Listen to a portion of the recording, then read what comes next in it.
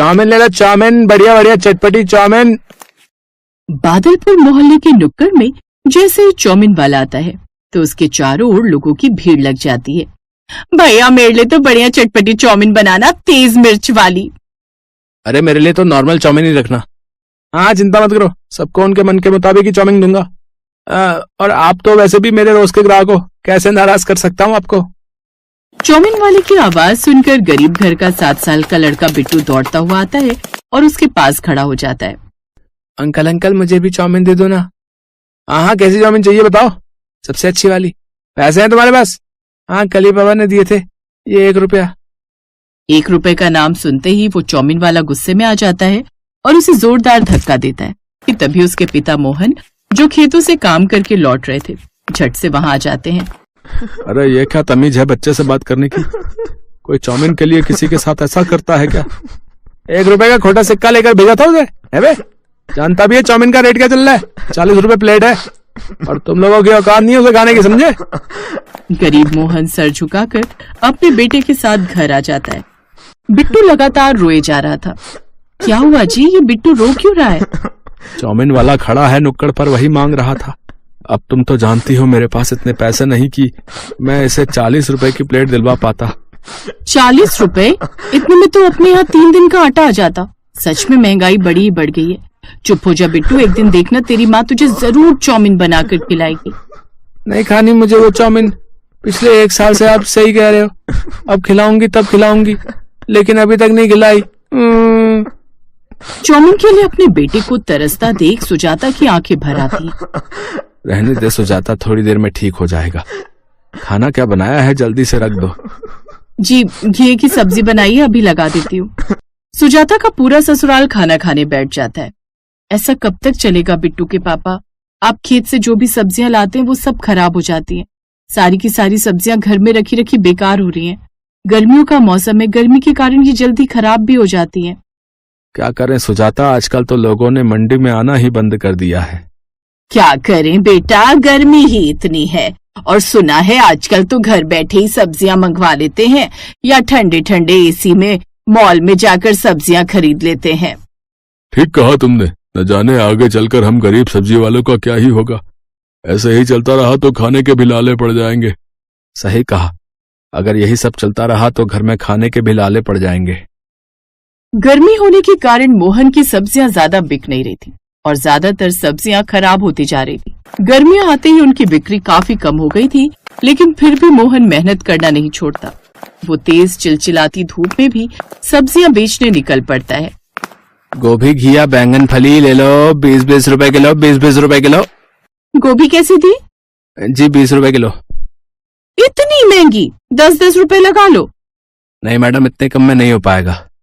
नहीं हो पाएगा तो सड़ने के लिए रखो धूप में, बेचने निकलते ही क्यों? गुस्से में वो औरत मुंह बनाकर चली जाती है। मोहन अभी भी लगातार सब्जियां बेच रहा था। शाम को वो थका हारा फिर घर लौटा। उधर बिट्टू के पड़ोसी रौनक के पापा उसके लिए बाजार से चाउमीन लेकर आते हैं। ये देख रौनक, पापा तेरे लिए बाजार से चाउमीन लाए हैं। ये हम आज चाउमीन खाएंगे।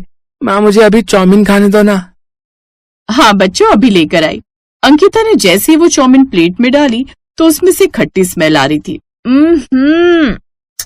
ये तो कैसी बुरी सी स्मेल है, लगता है ये चाउमीन खराब हो गई है। ये बच्चों को खाने को देंगे तो कहीं बीमार न पड़ जाए। एक काम करती हूँ, कुत्तों को खाने को डाल देती हूँ और बाजार से बच्चों के लिए नई चाउमीन मंगवा लेती हूँ। ऐसा सोचकर अंकिता ने वो चाउमीन कुत्तों के लिए बाहर अपने आंगन में डाल दी और अंदर आ गई। बिट्टू चाउमीन की खुशबू सूंघते हुए कब से वहीं खड़ा था। तभी उसकी नजर उस फेंकी हुई चाउमीन पर जाती है।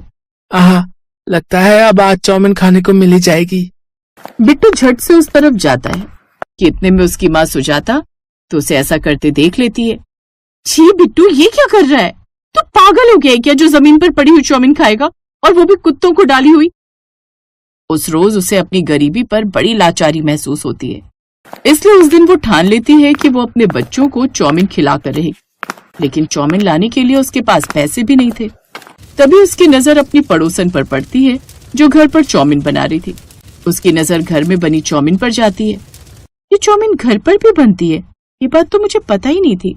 वो बाजार से थोड़ा सा मैदा ले आती है और फिर अपनी पड़ोसन से वो मशीन लेकर आती है और घर पर उस मैदे को गूंथकर उसको उस मशीन में निकाल कर इन्हें धूप में सुखा लेती है। फिर उसकी चाउमीन बनाकर तैयार कर लेती है। अरे लेकिन ये तो बहुत ही कम चाउमीन है, इससे तो किसी का पेट भी नहीं भरेगा। तभी उसकी नजर सामने रखी सब्जियों पर जाती है। चाउमीन में भी तो पत्ता गोभी और प्याज यही सब डलता है, तो क्यों ना मैं भी इस चाउमीन में सब्जियां डालकर मिलाऊं। अब वो सब्जियों से भरी चाउमीन घर में बनाती है, जो सबको बड़ी पसंद आती है।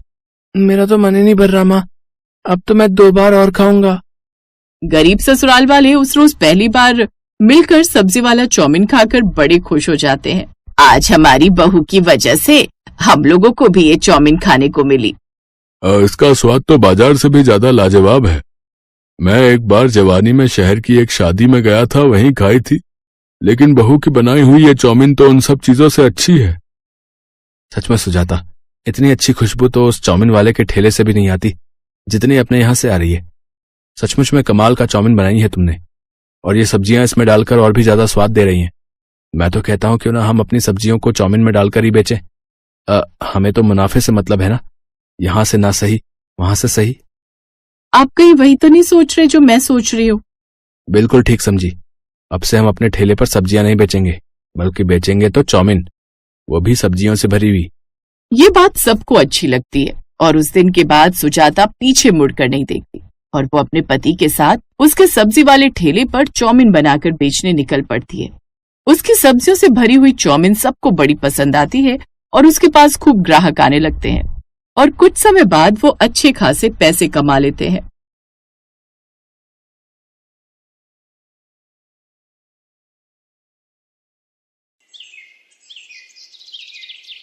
अरे खाना बना रही थी या बीरबल की खिचड़ी जो तुझे इतना समय लग गया?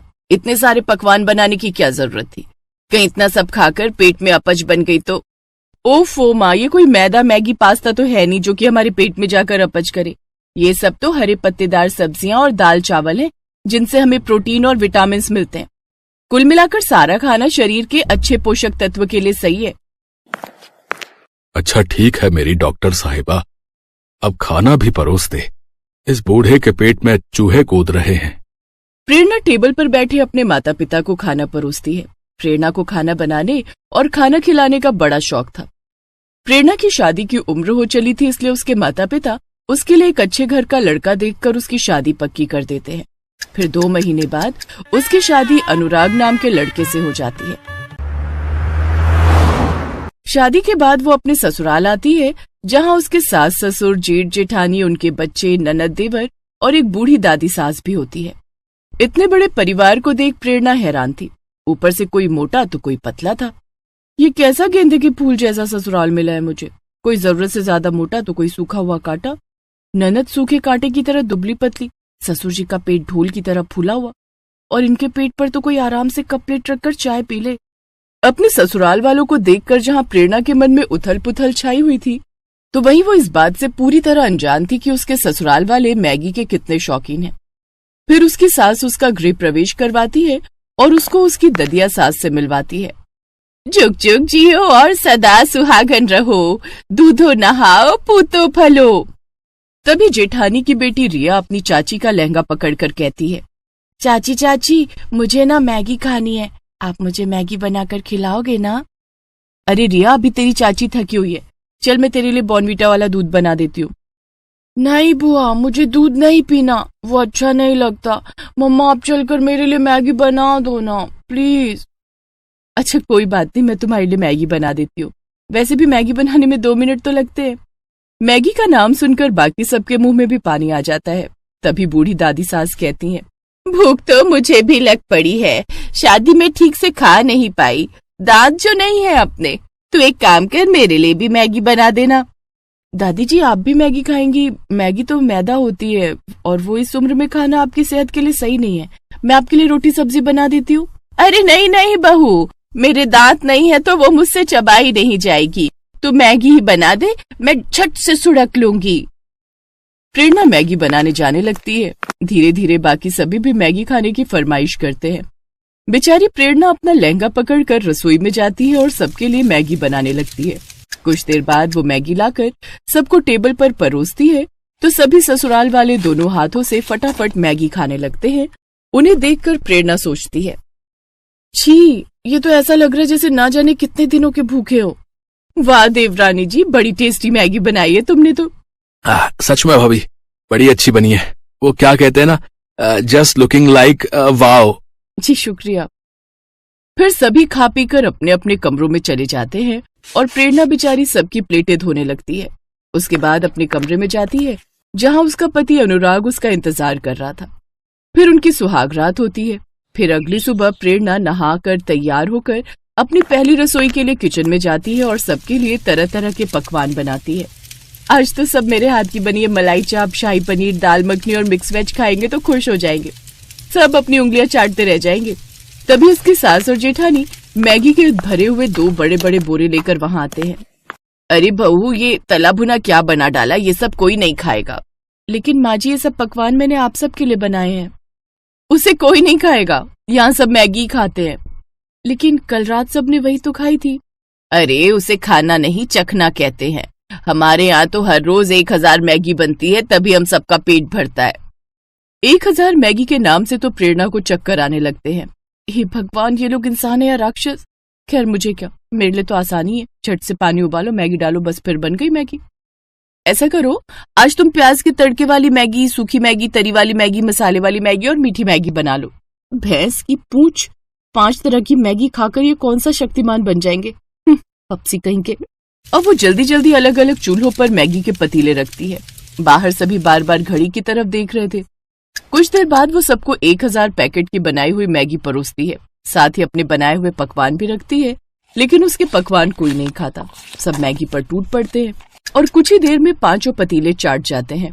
फिर सब अपने कमरे में आराम करने चले जाते हैं और बेचारी प्रेरणा सारे बर्तन और रसोई की सफाई में लग जाती है। इसी तरह अगले दिन भी उसके सभी भुक्खड़ ससुराल वाले उससे मैगी बनाने के लिए कहते हैं। भाभी, आज न जरा चटपटी मैगी बना देना। हाँ, कल नमक मिर्च थोड़ा कम था। ठीक है ननद जी, वैसे आप दोनों भी चलिए ना मेरी मदद के लिए। अरे बस मैगी उबालनी तो है, कौन सा उसमें समय लगेगा। जाओ अब देर ना करो, सब खाने के लिए इंतजार कर रहे हैं। जी जेठानी जी। प्रेरणा रसोई में जाती है तो बाहर से आवाज आती है। और कितना समय लगेगा? जी बस लाई। एक तो ये खुद के सारे रायते की तरह फैले पड़े हैं, ऊपर से ऑर्डर तो ऐसे कर रहे जैसे मैं बहू नहीं काम वाली हूँ। मसाले खोलते वक्त वो उसकी आंख और नाक में भी चला जाता है, जिससे उसे आंखों में मिर्च और छींकें आने लगती हैं। वो जल्दी से अपना मुंह धोती है, फिर सबको 2 घंटे बाद मैगी परोस कर देती है। इसी तरह रोज रोज मैगी खाने से सबके पेट में दर्द रहने लगता है। किसी को दस्त, किसी को उल्टियां होने लगती हैं। यहाँ तक कि एक रोज रिया की तबीयत काफी ज्यादा गंभीर हो जाती है। साथ ही ददिया सास की हालत भी बहुत गंभीर हो जाती है। उन्हें जल्दी से अस्पताल ले जाया जाता है, जहाँ डॉक्टर उनसे कहता है, देखिए इनकी आंतों में मैदा जम चुका है। इतनी मात्रा में मैदा खाने से लिवर या किडनी आगे चलकर खराब हो सकती है। आप यकीन नहीं करेंगे डॉक्टर साहब, लेकिन मेरे ससुराल में हर दिन 1000 पैकेट मैगी बनती है। क्या आप लोगों को पता नहीं मैदा हमारे शरीर के लिए कितना ज्यादा नुकसानदायक है? आप लोग ये सब छोड़कर घर का हेल्दी खाना खाइए और घर के कामकाज भी करिए ताकि शरीर हेल्दी रहे, नहीं तो एक दिन तबीयत काफी ज्यादा खराब हो जाएगी। कुछ दिनों बाद वो दोनों ठीक हो जाते हैं और अब प्रेरणा के ससुराल वालों को अपनी गलती का एहसास होता है और वो अब मैगी छोड़कर घर का खाना खाने लगते हैं। साथ ही अब घर के बाकी सब लोग भी प्रेरणा की मदद करते।